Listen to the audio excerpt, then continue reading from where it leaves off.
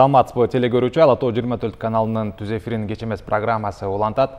Аны мен Сайфудин Мурзаев алып барам. Бул чыгарылышта ноябрь айынын акыркы жекшембисине белгиленген парламенттик шайлоо жөнүндө сөз кылабыз. Айта кетсек, бул шайлоодо 120 депутаттын ордуна 90 депутат шайланат.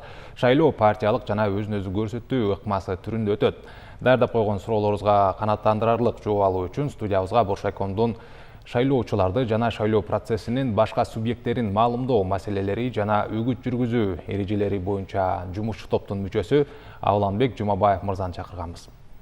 Авланбек Рамазанович, студиябызга кош келипсиз. Алгач эле ушул шайлоонун тарыхына токтоло кетсеңиз, буга чейин болгон шайлоолордо дайыма шайлоонун жыйынтыгын тааныбаган күчтөр пайда болот. Ошолор баягындай өнөкөт дейбизби, ошол бийликти басып алууга дагы баягындай аракеттерди көрүп келет. Ушунун алдын алуу үчүн эмне кандай кадамдар жасашыбыз керек? Саламатсыздарбы? Ооба, өзүңүздөргө белгилүү болгондой, жакында эле ошо жогорку кеңеш бул шайлоо мыйзам, конституциялык шайлоо мыйзамын карап чыгып, жаңы шайлоо мыйзамын кабыл алды. Андан кийин эле президент дагы ошол жарлыкка кол коюп, парламенттик шайлоо даярданып турган кезибиз учурда. Бирок ошол эле учурда жана сиз башында айтып кеткендей 120 депутаттын ордуна 90 депутат шайланат деген сөздүн артында көп нерселер бар. Негизи бул шайлоодо абдан көп өзгөрүүлөр кирген да. Бул өзгөрүүлөрдүн баары тең бул деген ошол шайлоо процессин жакшыртууга мындай багытталган аракеттер да.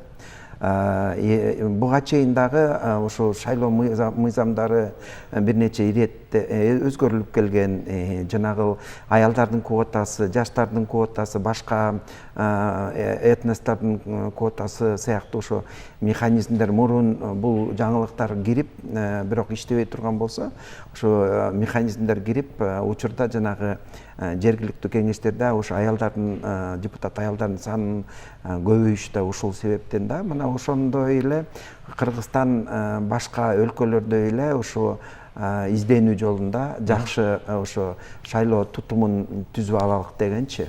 Ал эми ошо шайлоонун тарыхына көз чаптыра кете турган болсок, биз ушул акыркы бир жылдан бери ошо борбордук шайлоо комиссиясы менен тыгыз иштеп, ошо медиа эксперт катары жүрүп келе жатабыз. Жана ушул бир жылдын ичинде, бир жылдан биртике ашыгыраак мөөнөттө иштедик. Абдан көп ошол окуяларга күбө болдук да. Ошол октябрь окуясы дагы буга эмне себептер деген бир суроолор туулат да. Бул деген ошо борбордук шайлоо комиссиясы ошо шайлоо процессин жакшы уюштура алган жок дегенди билгизбейт.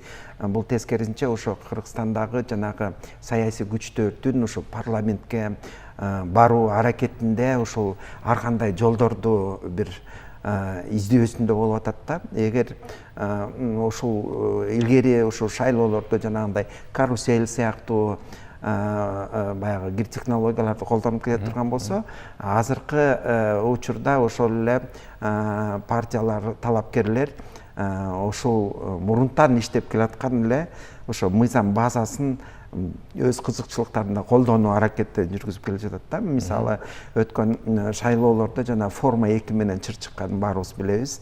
Негизи бул форма 2 жобосу шайлоо мыйзамдарында мурун эле болуп келген. Бул абдан прогрессивдүү, жакшы эле жобо болчу. Себеби деген биздин өлкөдө сырткы эле жумушчу миграциясы эмес, ички миграция да абдан баягы жигердүү жүрүп жаткан өлкөлөрдөн. Себеби деген ошо айылдарда жумушчу жок, көпчүлүк ошо жумушка жарандуу жарандарыбыздын баары Ош, Бишкек сыяктуу ири шаарларга келип иштеп жатышпайбы. Ошондуктан ошолордун баягы шайлоо укуктарын толук камсыздоо үчүн бул форма 2 деген илгертен эле бар болчу да. Бирок ошо акыркы ошо шайлоолордо ошол эле талапкерлер өздөрүнүн кызыкчылыгына колдонуп, себеби деген ошол эле партиялар талапкерлерге тапшырма берет. Силер өзүңөрдүн баягы шайлоо участкаңардан, округуңардан баланча добуш алышыңар керек депчи. Алар ошол жерден санап көрүшөт өздөрүнүн баягы жактоочуларын, анан кийин жетпей калгандыктан өздөрүнүн досторун, туугандарын баарын тең ошол кайсы шайлоодон көбүрөөк өзүнүн үгүт иштерин жүргүзүп атса, ошол жакка барып жанагындай каттоого коюшуп, ошентип форма 2 менен дагы ошондой жанагындай чырлар болду. Өзүнчө жанагы чоюлчак үйлөр деп коебуз, орусчасы резиновый дома деп, ал жерге дагы жүздөп, миңдеп каттоолор болду. Бул дагы ошол кир технологиялардын бири болуп эсептелет. Ошондой эле баягы мамлекеттик жакты көбүрөөк колдогон партиялар бар.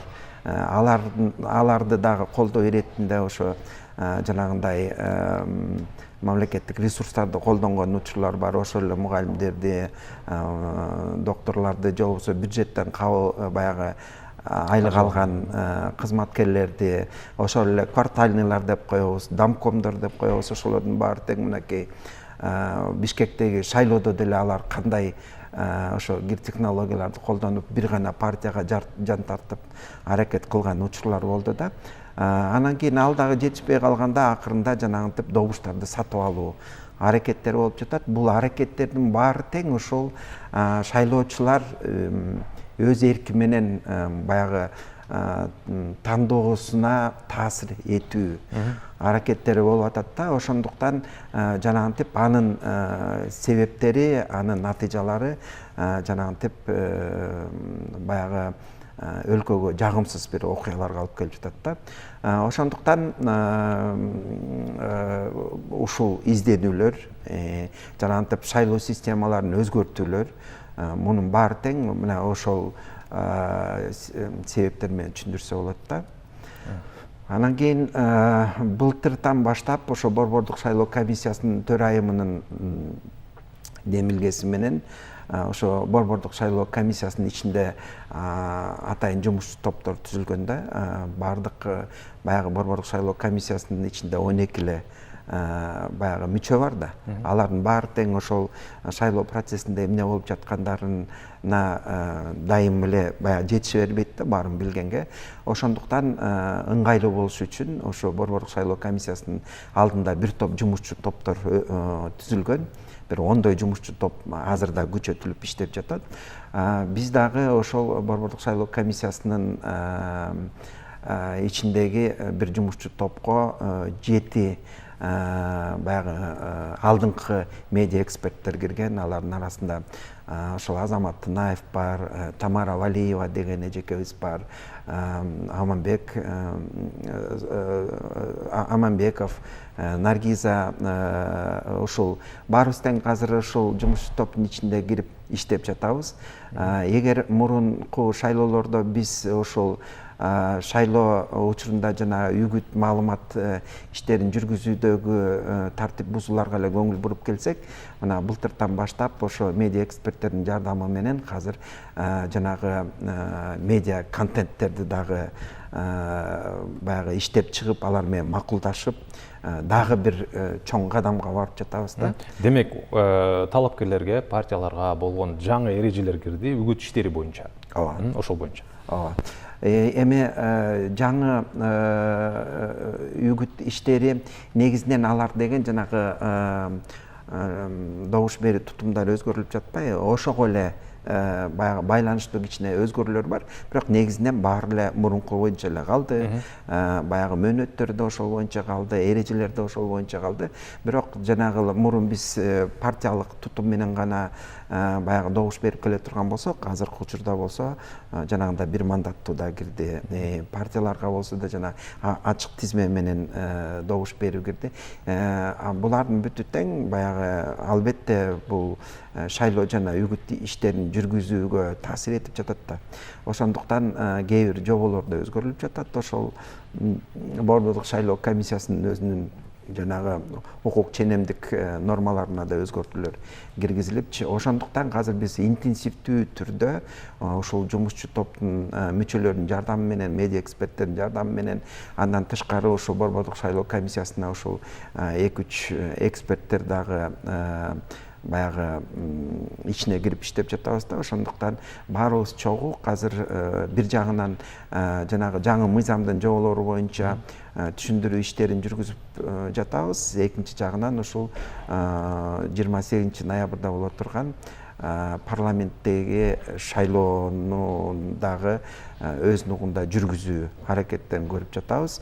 Ар бир шайлоонун өзүнүн этаптары бар. Мынакей азыркы этапта биз болгон коммуникациялык жанагы каналдарды колдонуп элдерге өздөрүнүн шайлоо тизмесинен текшерүү жөнүндө маалыматтарды таратып атабыз. Андан кийин улам эле ошол этап менен ошол маалыматтардын үстүндө иштеп жатабыз да. Анан кийин жанагы Борбордук шайлоо комиссиясынын курамындагы жумуш топто жанагы медиа эксперттер кирип иштеп атат деп атпайбызбы? Эгер мурун Борбордук шайлоо комиссиясында бул топ иштеп келген экен, бирок анын курамында мынчалык көп сандагы медиа эксперттер кирген эмес. Бул Кыргызстан тарыхында биринчи жолу болуп аткан баягы көрүнүш да. Эгер мурун ошо Борбордук шайлоо комиссиясындагы ушул эле топ иштеп жүргөндө көбүнчө акцентти, басымды жанагы партиялардын жана талапкерлердин иш аракеттерине жасап келген болсо, мынакей бул жумушчу топко ошол медиа эксперттер киргенден баштап биз ушул аракеттердин көбүн, ошо акценттерди ошо биздин кесиптештерибизге, журналисттерге жардам берүү иретинде аларга ошол жанагы үгүт жана маалымат иштерин жүргүзүүдө туура түшүндүрүп ушундай көп аракеттерди жасап келатабыз. Бишкекте бир топ онлайн режимде жолугушууларды жүргүздүк. Ошол мыйзамдар чыккандан бери.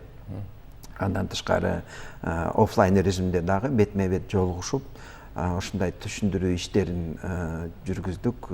Борбордук шайлоо комиссиясынын төрайымы дагы, анын мүчөлөрү да катышып, биз өзүбүз дагы ошол аралашып, ошол жумуш иштерин, баягы түшүндүрүү иштерин жүргүзүп келатабыз. Дагы алдыда биз чоң медиа план иштеп чыгып, азыр биздин алдыда дагы ошо региондорго баруу да күтүлүп жатат. Ошо региондордо дагы иштеп жаткан биздин кесиптештерге, журналисттерге ар бир областта өзүнчө жолугушууларды өткөзөбүз. Ал жакта дагы ошол мыйзамдын жаңы жоболору жөнүндө түшүндүрмөлөрдү беребиз. Үгүт иштери менен, негизи биздин мыйзамдарда үгүт иштери менен маалымат иштеринин айырмасы мындай так берилген эмес да. Аны так берүү дагы өтө кыйын экен. Биз дагы баягы иликтеп, изилдеп көрдүк ошол маселени. Баягы бул үгүт иши, бул болсо баягы маалымат иши деген дагы баягы оор экен да негизи. Ошондуктан биздин баягы азыр ошо аккредитациядан өткөн учур журналисттер бүгүн азыр биз сиздер менен сүйлөшүп атканча ошол жумушчу топ өзүнүн олтурумунда ошол аккредитация маселесин карап жатышат. Ошол аккредитация негизинен журналисттерге жана үгүт иштерин жүргүзүү үчүн керек да. Маалымат ишин жүргүзүү үчүн журналист баягы жалпыга маалымдоо каражаттары ал аккредитациядан өтпөй деле койсо болот. Бирок кайсы учурда бул үгүт иши болот, кайсы учурда бул маалымат иши болот деп ажыратып жакшы билбегендиктен кээ бир ошо жалпыга маалымдоо каражаттары жанагы мыйзам бузууга, тартип бузууга дагы баягы түшүп калып атышат дагы. Ошого ошону сиз аныктап берсеңиз, балким жалпыга маалымдоо каражаттары бизди көрүп турган кесиптештерибизге кошумча маалыматкар айта кетсеңиз, мисалы үгүт иштерине байланыштуу, мисалы буну чыгарсаңар же мындай текст жазсаңар, демек силер мыйзамды бузган болосуңар. Силер мыйзам чегинде айып төлөп калышыңар мүмкүн деген сыяктуу дагы эскертүүлөр берип кетсең. Негизинен бул маселе жанагы форматтарды колдонууда да. Мисалы баягы эл деле байкаса керек, биз дебаттарды көбүнчө ушул КТРКнын базасында жүргүзөбүз да. Себеби деген КТРКнын техникалык мүмкүнчүлүктөрү биринчиден көп. Анан кийин бул жерде башка телеканалдагы, башка ресурстардагы ушул дебаттарды жүргүзсөк деп баягы аракет кылышат да, бирок учурда алар жана аккредитациядан өтпөй калышкан да. Анан кийин аккредитациядан өтпөй, бирок дебаттарды жүргүзөбүз дейт. Бирок ошол эле дебатты жүргүзүп жаткан учурда ошол жерде маалымат катары уюштурулса дагы кээде жанагы үгүттөө элементтери болуп кетиши мүмкүн да. Мисалы, ошол эле партиянын келген өкүлчүлүктөн партиянын программасынын мазмуну жөнүндө сурап калышы мүмкүн. Ошол маалда мисалы ал программасын айтып жатып үгүттөө иштерине да кирип кетиши мүмкүн да.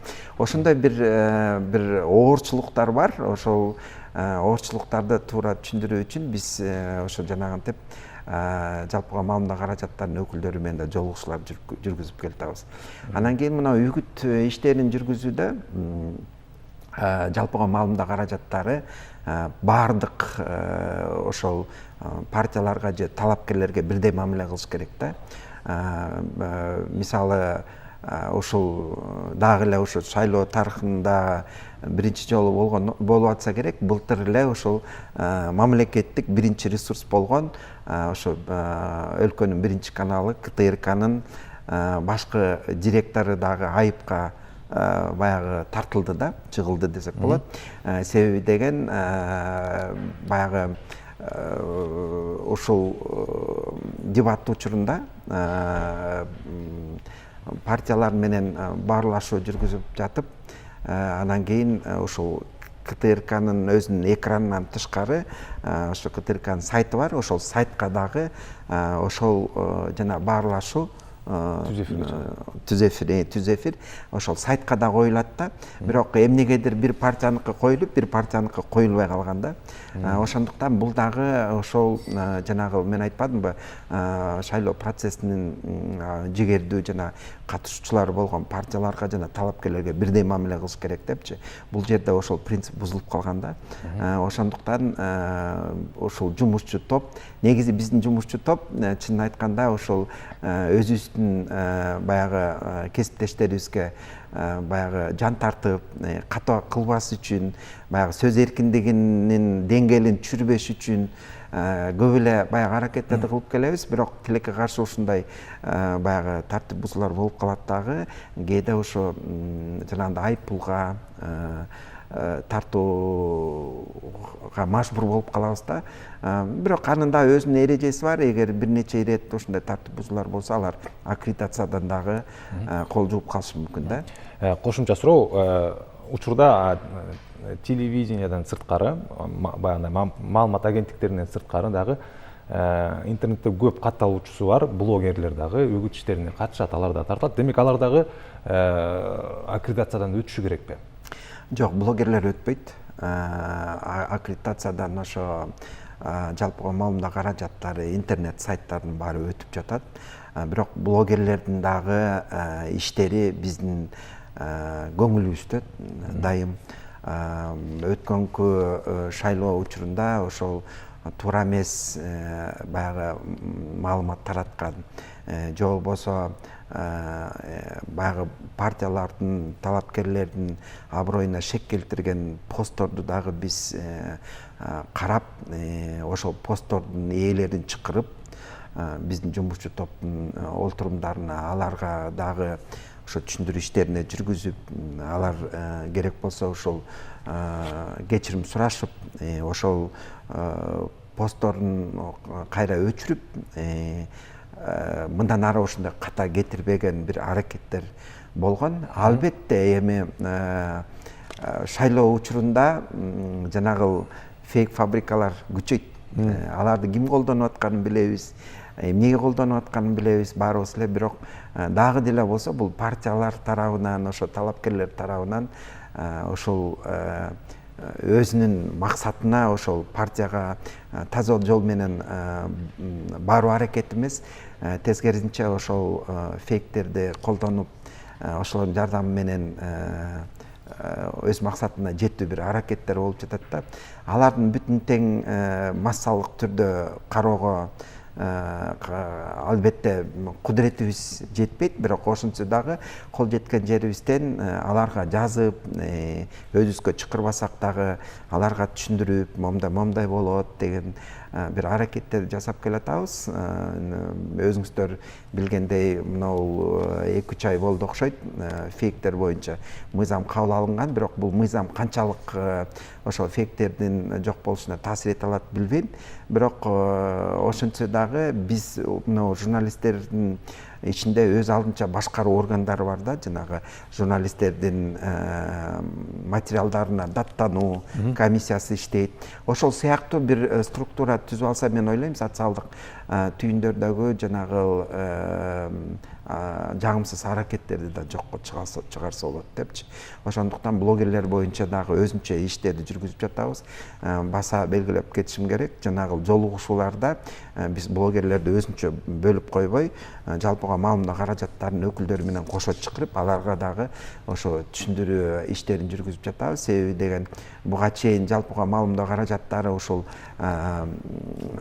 биздин коомдогу пикир жаратуучулар бир монополисти болуп келе турган болсо, азыр социалдык түйүндөр биздин өлкөдө жүгөрдү жатат, демократиялык сөз эркиндиги корголгон өлкөдө.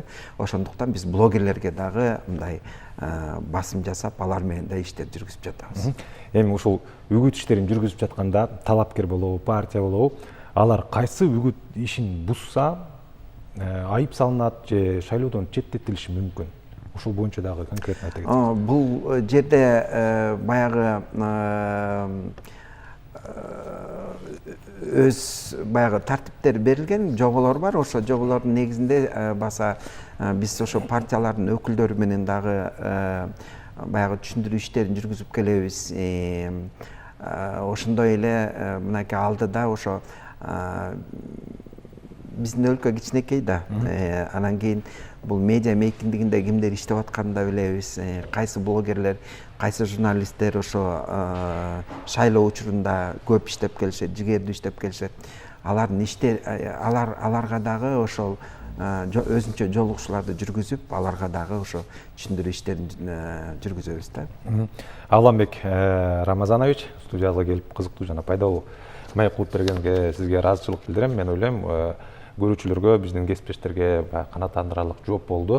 Кадырман телекөрүүчү, Кеч эмес программасынын бул чыгарылышында алдыдагы шайлоого карата даярдыктар, үгүт иштеринин эрежеси тууралуу сөз кылдык. Студиябыздын коногу Боршайкомдун шайлоочуларды жана шайлоо процессинин башка субъекттерин маалымдоо маселелери жана үгүт жүргүзүү эрежелери боюнча жумушчу топтун мүчөсү Авламбек Жумабаев болду. Алдыда кызыктуу маектер болот, биздин каналдан алыстабаңыз.